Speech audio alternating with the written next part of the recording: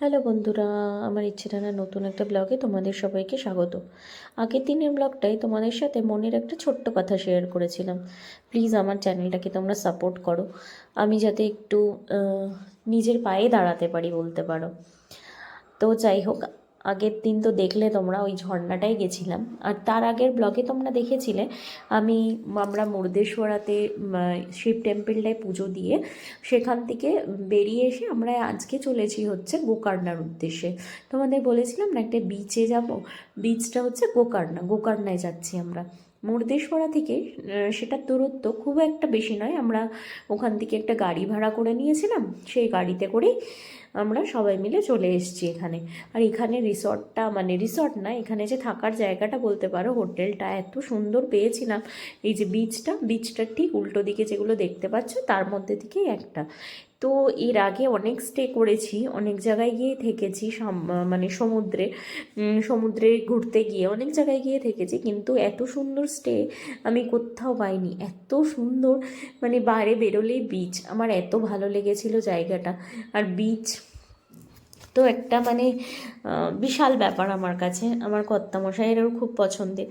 ওই যে দূরে দেখতে পাচ্ছ, ওইটা হচ্ছে ওদের শ্যাকটা আর কি, যেখানে রেস্টুরেন্ট টাইপের আছে, মানে খাবার দাবারের ব্যবস্থা আছে, আর তার পাশেই হচ্ছে ঘর। আমার আর কিছু ভালোই লাগছিল না, এসে না মনে হচ্ছিল এখানেই থেকে যাই, এই সমুদ্রের পাড়েই বসে থাকি। আর যেহেতু এটা ওদের প্রাইভেট বিচ, তাই লোকজন ছিলই না।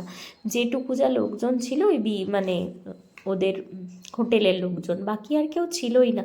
আর ওই দূরে মাছের জায়গা, মানে মাছ ধরে, মাছের ধরার নৌকা টৌকা সব রয়েছে, বাট এই জায়গাটা একদম ক্লিন, পরিষ্কার পরিচ্ছন্ন। খুব ভালো লেগেছে জানো জায়গাটায় এসে, মানে একটা অন্যরকমই শান্তি। তো আমি তো এখানেই ঘোরাফেরা করছিলাম, আর এখানে বাইকও আছে, বাইকের রেন্ট দেয়। তো আমরা দুটো ফ্যামিলি গেছিলাম, যেহেতু দুজনে দুটো বাইক রেন্ট নিয়েছিলাম, তারপর আমরা এটাতে করে ঘুরেছি। আর এই দেখো, এটা হচ্ছে ওদের ভেতরের শ্যাকটা। খুব একটা জাঁকজমক, খুব সুন্দর নয়, কিন্তু খাবার দাবার বেশ ভালো, মানে আমাদের তো খুব ভালো লেগেছে। আর সবচেয়ে বড় ব্যাপার হচ্ছে তুমি শ্যাকে বসে সমুদ্র দেখতে দেখতে চিল করো। ওই দেখো, চেয়ার টেবিল পাতা, আমাদের সব যারা গেছিলাম আমরা তারা বেশ কিছু লোকজন বসেও রয়েছে। আমি ভিডিও করার জন্য এদিক ওদিক ঘুরছিলাম আর কি। বেশ ভালো জায়গাটা, মানে সকাল দুপুর রাত এখানে বসেই সময় কাটাতে পারবে। তো আমরা ওখানে গিয়ে লাঞ্চটা করে নিলাম, করে নিয়ে এবার একটু সমুদ্রের পাড়ে ঘোরাঘুরি করছিলাম।